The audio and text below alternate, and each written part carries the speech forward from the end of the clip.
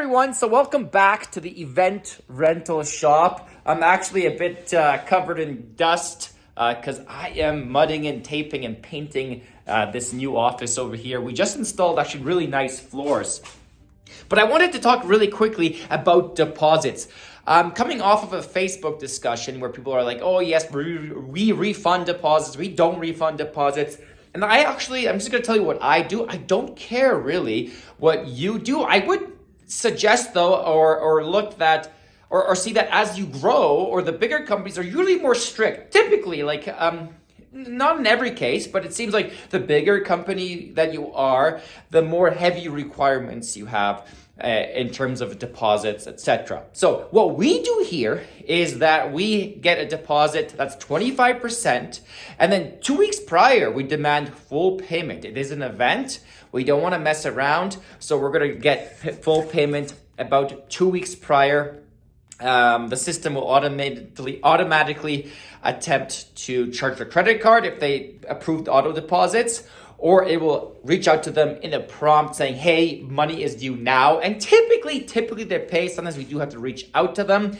And we do mention that if the funds are not received within 1 week, then the deposit is forfeit and the event is canceled. Of course, we've been a little bit flexible with that in case someone's like, yeah, the check is in the mail or something like that. But we will not go to the event until the funds in full are in place. This is a little bit of a relic from COVID. Pre-COVID, we were much more slack, but then we had to refund a lot of funds.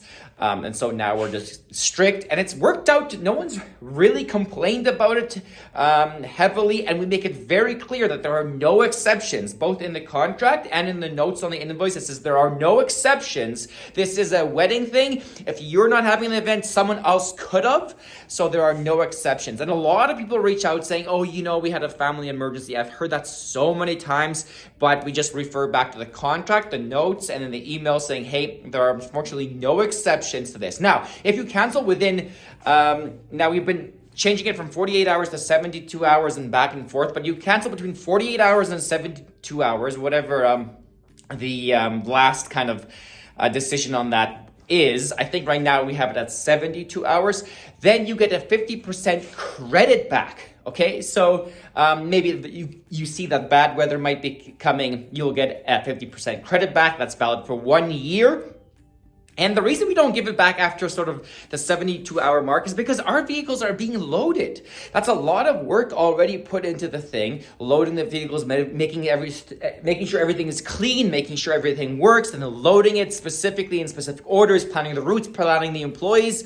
So that is why we do not refund the deposit afterwards. And if a client then argues, why aren't you refunding? That's not fair. We inform them about this, that, hey, we put a lot of work into this. Someone else is not getting the product, so we can't make any funds of this. And we've already put a lot of legwork in prepping your order. So that is what we do. Of course, you decide what you want to do. We're fairly strict. That does not seem to affect the booking rate. Maybe a few, but no one's reached out to us out of thousands of clients saying, we're not booking because of your cancellation policy. So, and to tell you the truth, our prices are, I would say, just under market. So that makes up for the tough cancellation policy. You're getting a fairly decent price, so we're going to have a fairly strict cancellation policy.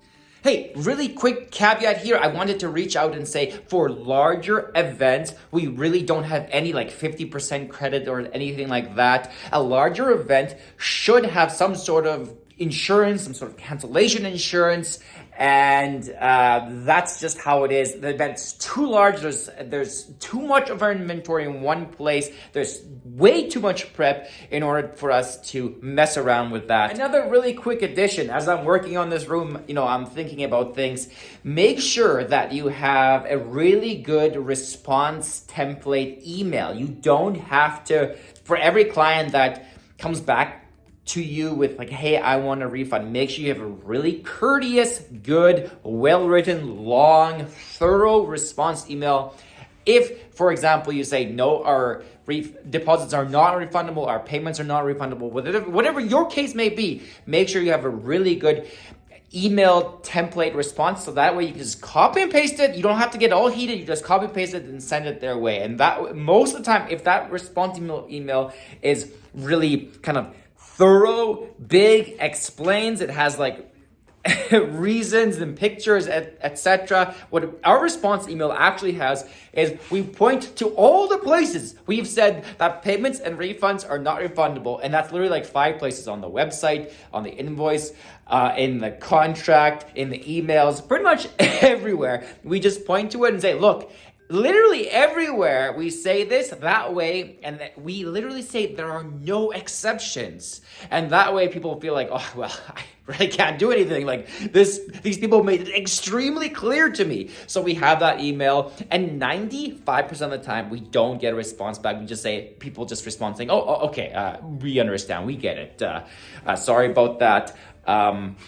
We'll see you later. So a very good, strong template is great. Not only for deposits, cancellations, or explain, but for all things. That's another video in itself. Let me know what your cancellation policies are, or let's say your deposit policies. That's what we do here. Wishing you best of luck. We'll see you later.